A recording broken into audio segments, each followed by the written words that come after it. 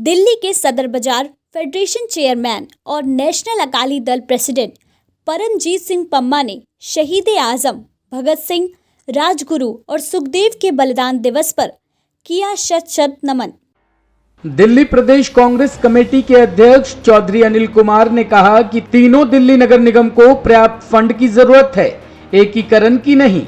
उपराज्यपाल ने भाजपा के इशारे पर चुनाव कराने की घोषणा के वक्त पर निगम चुनावों को रद्द कराने की घोषणा कर दी, जिसके लिए भाजपा और आम आदमी पार्टी दोनों ही जिम्मेदार है।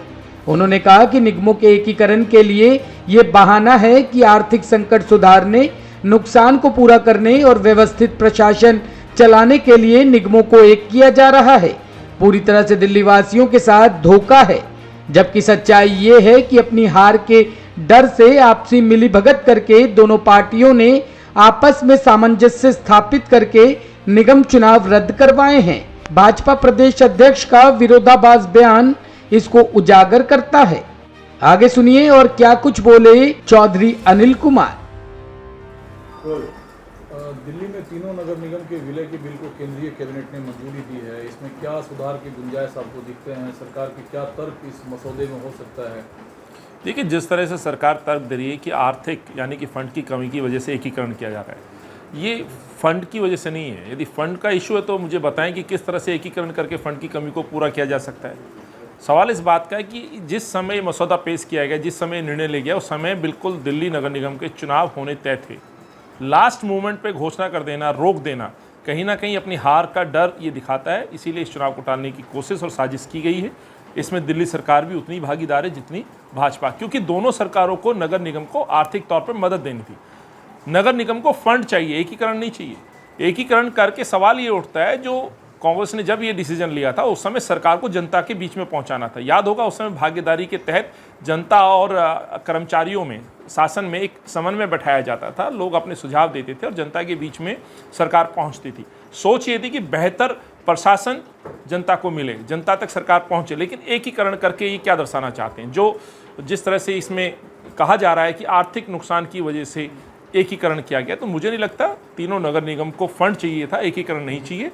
3 कमिश्नर दिल्ली में थे, 3 कॉरपोरेशन काम कर रही थी, जनता तक एमसीडी पहुंची थी। और मोदी जी का कहना था स्वच्छ भारत अभियान, तो किस तरह का स्वच्छ भारत अभियान चला इस दिल्ली के अंदर सबने देखा है।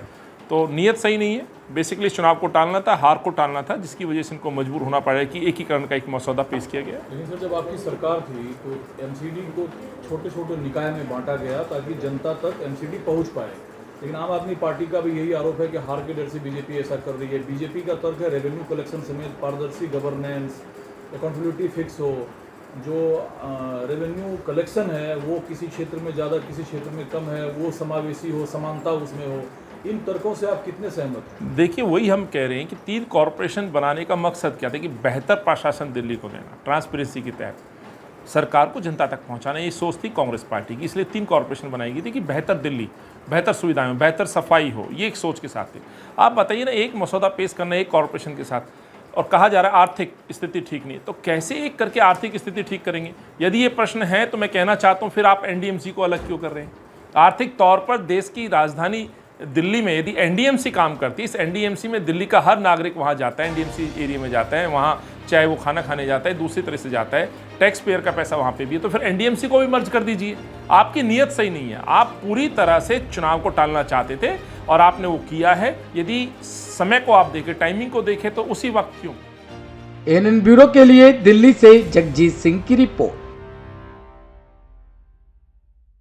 दिल्ली के सदर बाजार फेडरेशन चेयरमैन और नेशनल अकाली दल प्रेसिडेंट परमजीत सिंह पम्मा ने शहीद आजम भगत सिंह, राजगुरु और सुखदेव के बलिदान दिवस पर किया शत शत नमन।